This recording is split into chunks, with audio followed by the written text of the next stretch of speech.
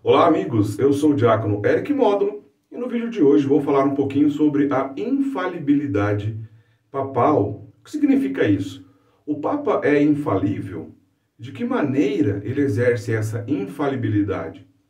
Ora, esse tema foi um tema muito discutido ao longo dos séculos, de diversas maneiras.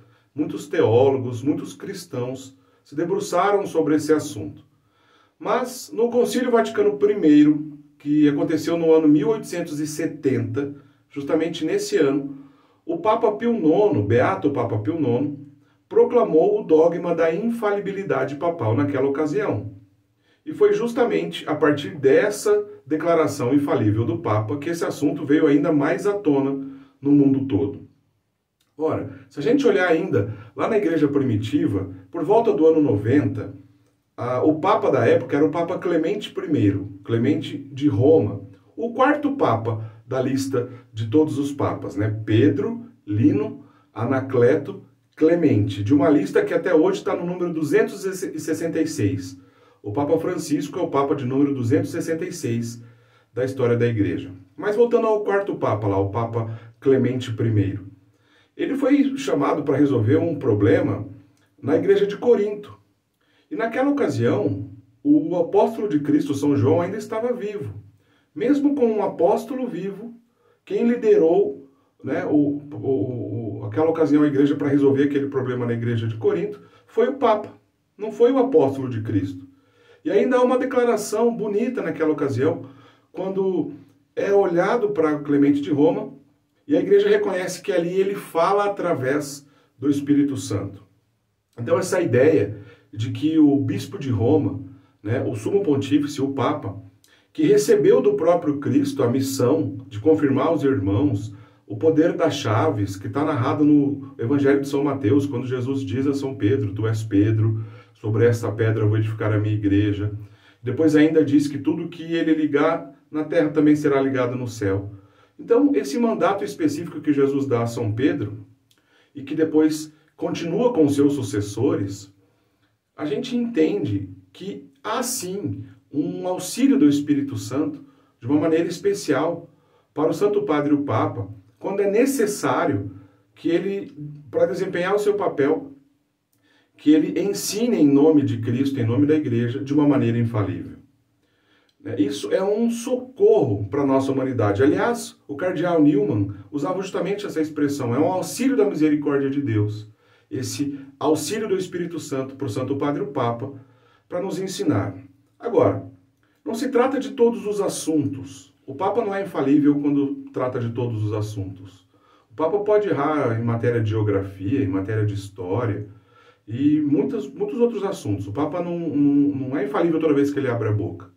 Mas, quando o Papa, ao invocar a ação do Espírito Santo, a gente usa a expressão ex-cátedra, da cadeira, cátedra, cadeira, quando ele está usando o seu poder de governante da igreja, e que vai declarar algo relacionado à fé e à moral, aí sim ele é infalível. Relacionado à fé e à moral, e de uma maneira solene, de uma maneira importante, de uma maneira bem pensada, e pedindo o auxílio do Espírito Santo. É isso o que diz os ensinamentos da Igreja, especialmente nesse dogma que foi proclamado no Concílio Vaticano I, no ano 1870, na época, pelo Papa Beato Papa Pio IX. Né? Olha só o que diz o texto da proclamação do dogma da infalibilidade papal.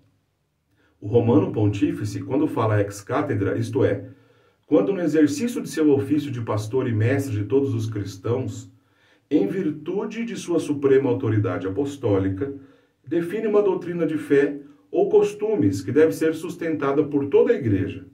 Possui, pela assistência divina que lhe foi prometida, no bem-aventurado Pedro, aquela infalibilidade do qual o divino Redentor quis que gozasse a sua Igreja na definição da doutrina de fé e costumes.